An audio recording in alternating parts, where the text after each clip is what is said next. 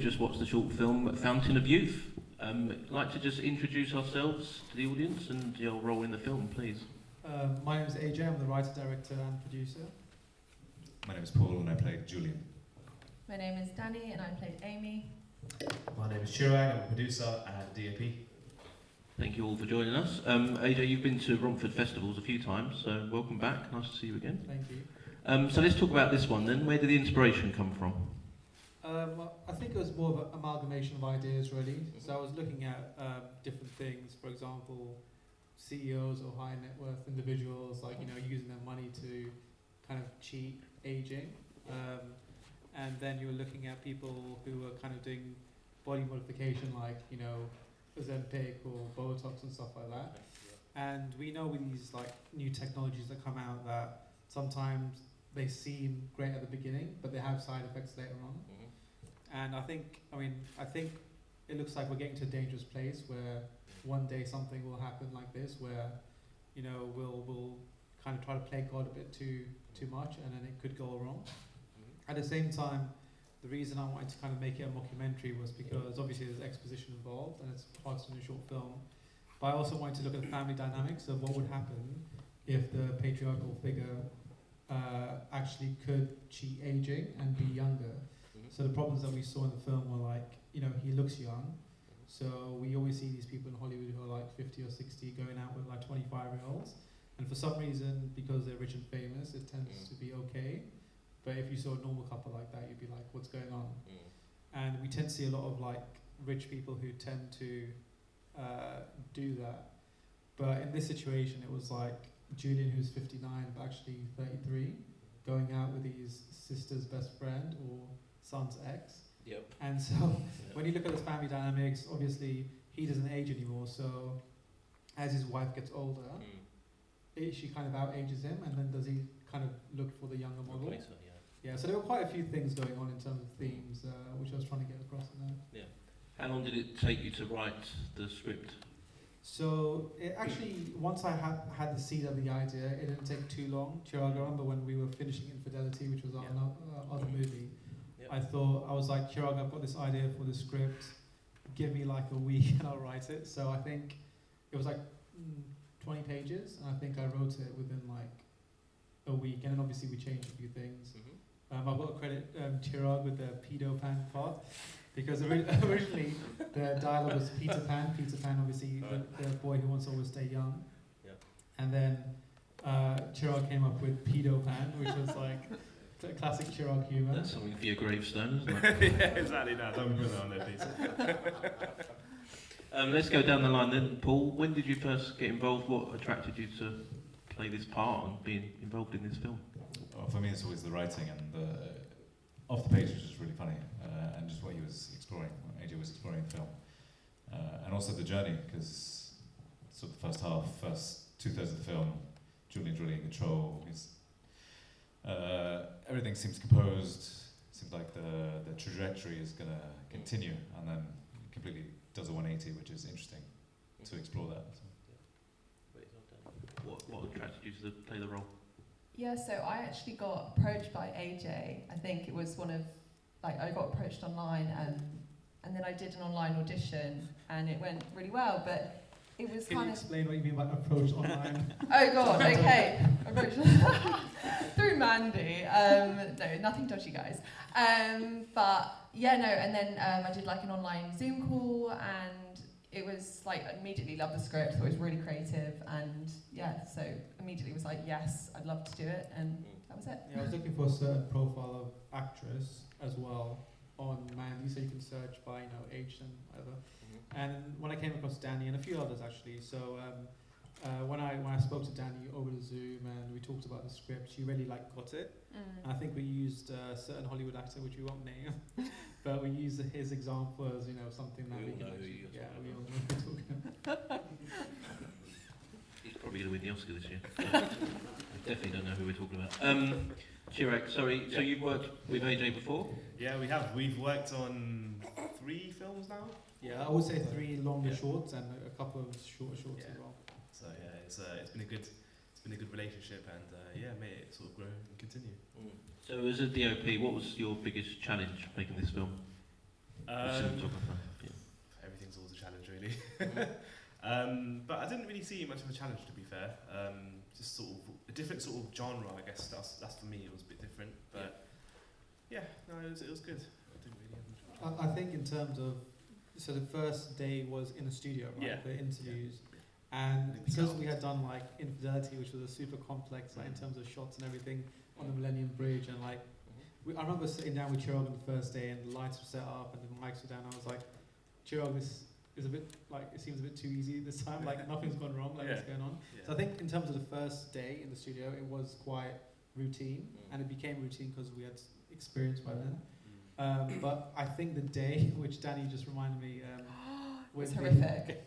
So it was like mid-September, right? And I don't know if you remember, it was like 2 years ago we filmed it. So it was like the hottest September weekend ever, and it was boiling. And we were doing one shot. So for example, that scene where they're holding hands and they see those roadmen in the alleyway, and the scene where Jake runs off to Paul when he's a homeless kind of guy, and those scenes were like 3 to 4 minutes long, and in the heat, asking Jake to run down the hill, and Paul in his like hoodie and everything. It was like I think those that was probably the hardest part in terms of getting the one shots in that heat. So that probably was the harder cinematography. Thankfully, we had a great camera operator called Devpal, and he was just a trooper the whole time. Like he was just like, I think he had a cap on as well. Yeah. So he was kind of like going back and forth running, and as well as Chirag. So we had a good team on this one.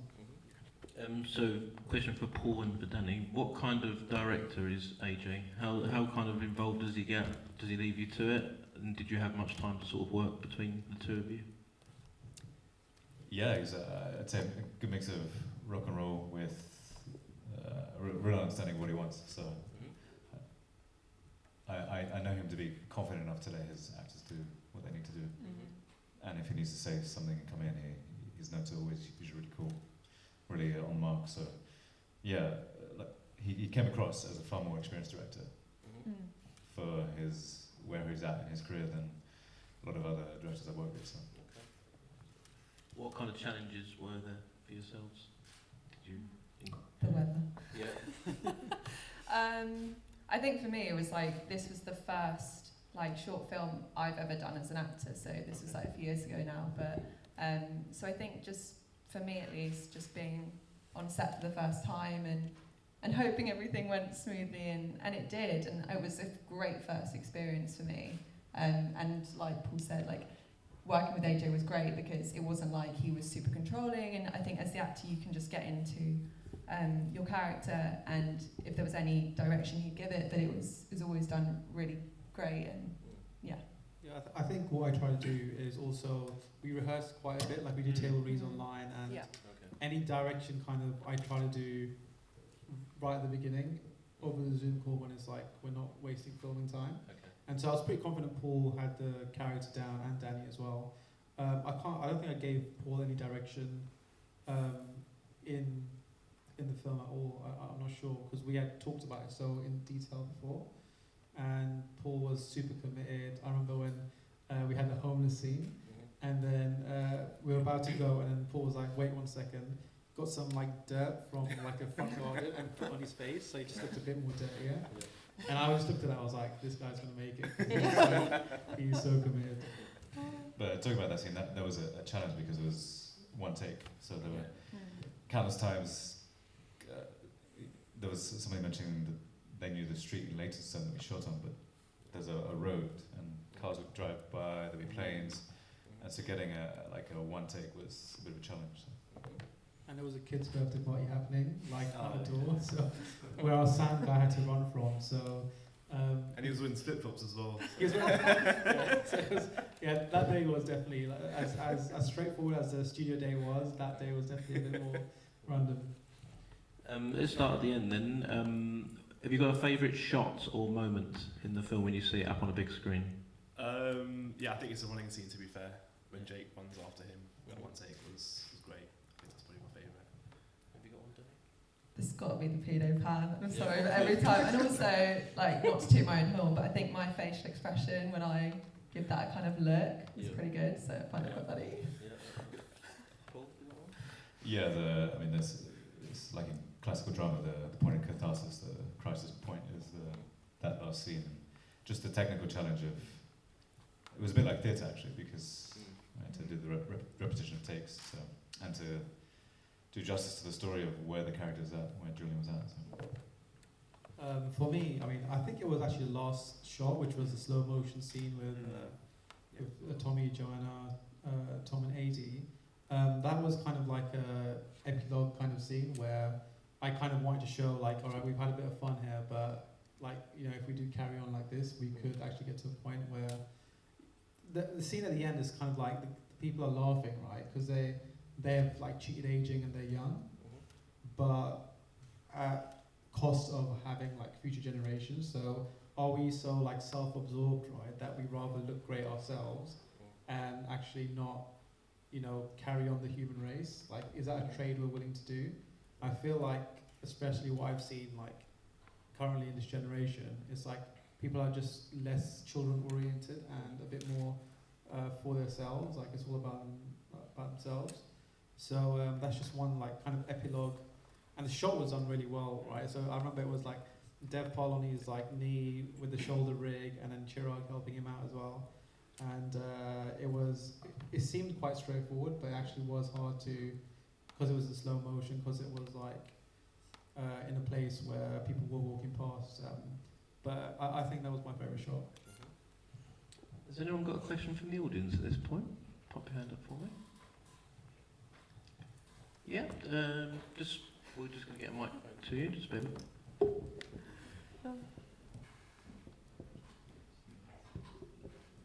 Hello. So my question is, why did you decide to do a mockumentary rather than a pseudo-documentary? And what did that kind of comedic effect add for you as a director?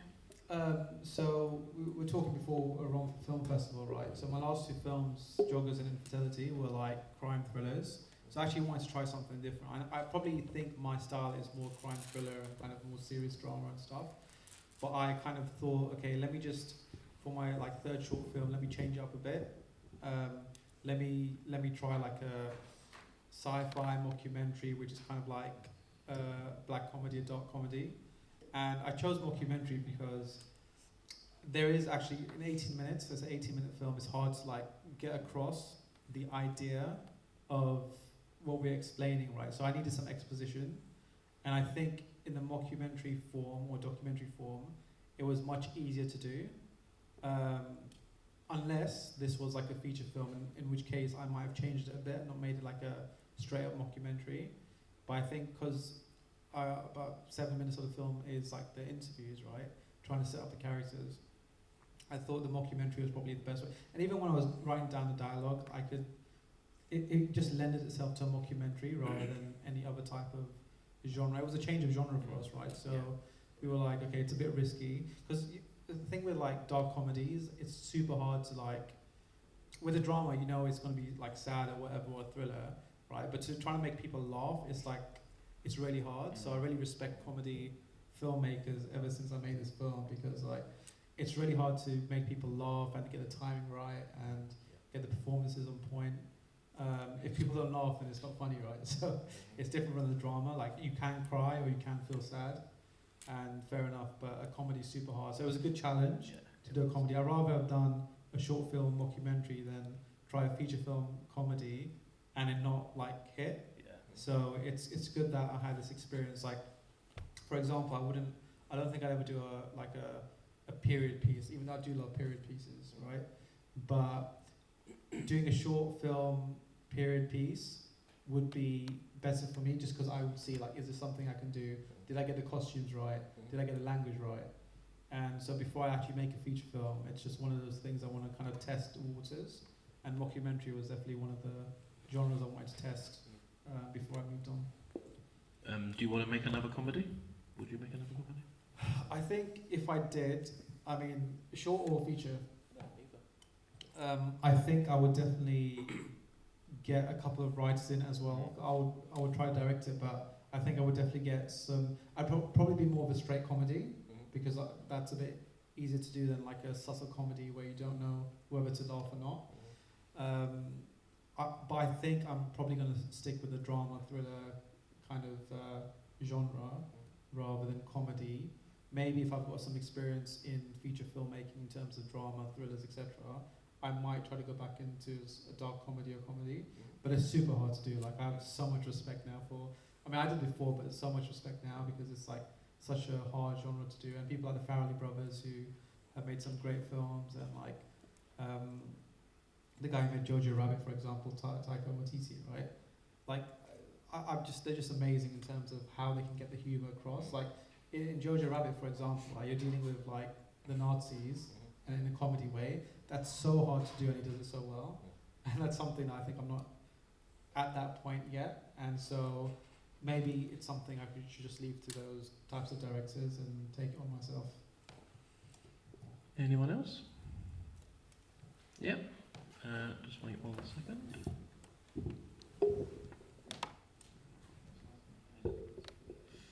Hi. Question to AJ. How important is it to use authentic locations in your filmmaking, such as the road in Leytonstone? Well, as you may know, I was actually born in Leytonstone, so I know the area quite well. And actually, when I choose locations, I'm always actually nowadays, like even when I'm walking on a random street and I see an interesting location, like I'll note it. That's kind of become what I do now. And so, because I used to live in Leytonstone, I kind of know roads and like quiet areas. Like, so even though there were cars driving down the road, that was a relatively quiet area. And where Jake and Paul end up is like a red brick kind of wall. I knew about that, and it just looks more aesthetically pleasing than another random like brick wall. So those locations I thought I had in my mind anyway. And even when we made Joggers, right, we made it outside Chirag's house because we knew that street and we knew the kind of route we wanted to take. And so, yeah, locations are super important. And I think I just like keep a track of them as I go along, really. One more question up front.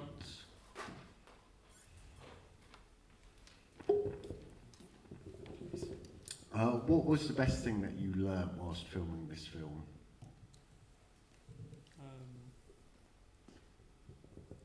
You come back to me, do you? Someone else want Let's start put you on the spot, Chirag. Oh yeah. Start at the far end. I think it comes to editing for me. I think the editing style was different for me, and for both of us, to be fair. Just finding sort of subtle cuts that we can put to make it sort of comedic, and sort of lines that we can put in there. So yeah, I think that's what sort of helped. I think editing side. Well, I think when you see, I mean, we filmed this a couple of years ago. We edited about a year and a half ago. So, I mean, we edit like every day as well, right? So, I can even like when you watch a film from like a year ago, you can see subtle mistakes, or let's say something you would do differently. And so, one tip I always have for people now is always cut sooner than you think, because it affects pacing. And so let's say if we re-edited that again, it'd probably be like a minute shorter, but the pacing would be more on point. But that's the whole point of making short films at this stage as well. Is like you're learning with each short film. Like, so from Joggers to Infidelity, we learn stuff about pacing, we learn stuff about lighting and exposure and stuff. Then from Infidelity to Fountains of Youth, we also learned stuff about good sound. And so short films are a good way to kind of learn. It's kind of like a film school in a way. And so you rather make that slight pacing error on a short film rather than your first feature film, because that's when there's money involved, and it actually matters if your film does well in terms of revenue and stuff. So they're good learnings, I think. Danny and Paul, did you learn anything that you'll take away from this film?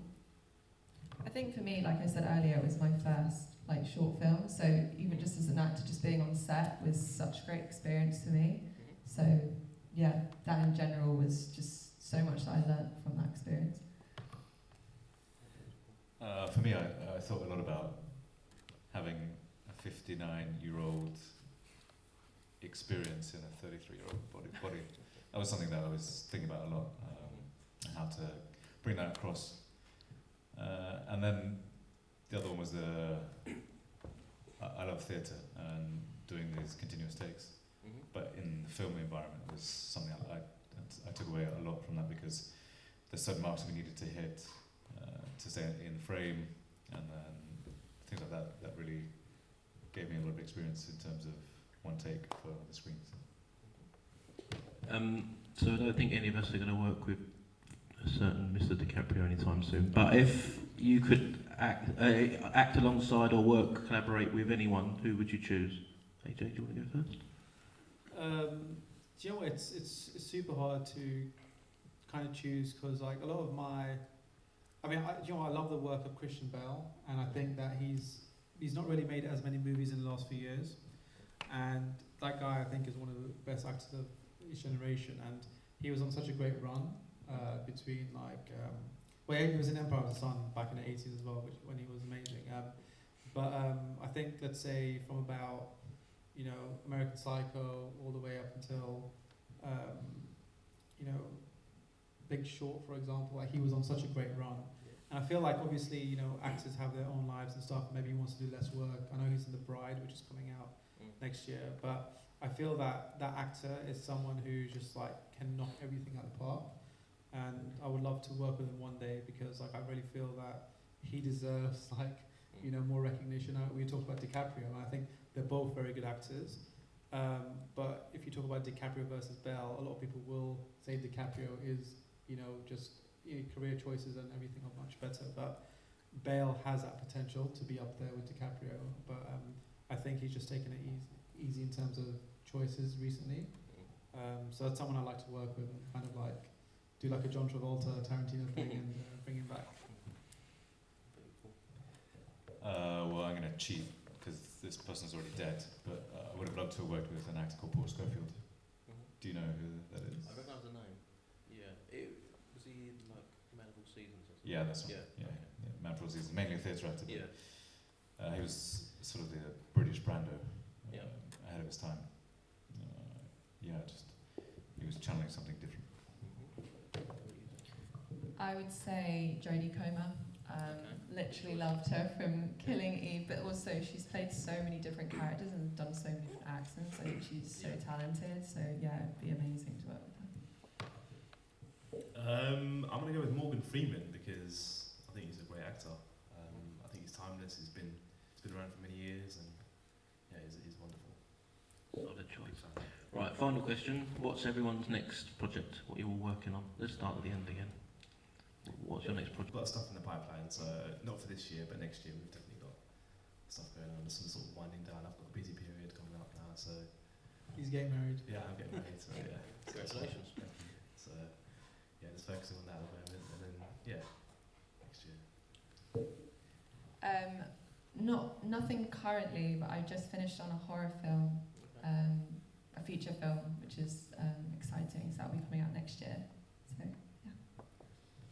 Yeah, I got 2 features coming out next year. One's an adaptation of a Thomas Hardy novel, The Trumpet Major, and the other one's about celebrity chefs. And I just finished playing James Coburn and Walter Mirisch in play.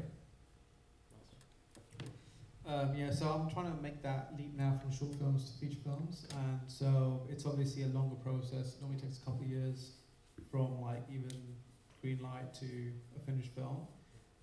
So we've got like 2 or 3 ideas that I'm kind of looking at the moment. We're looking at, obviously, budgets when it comes to feature films are much more heightened compared to short films.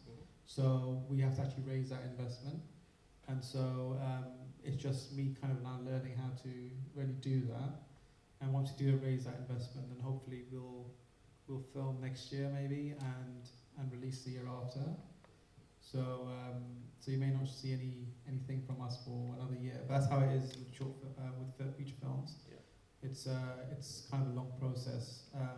I've learned a lot recently, right? So it's definitely something to look forward to now. I think that was always a plan. It was like make a few short films and then go on to that feature film.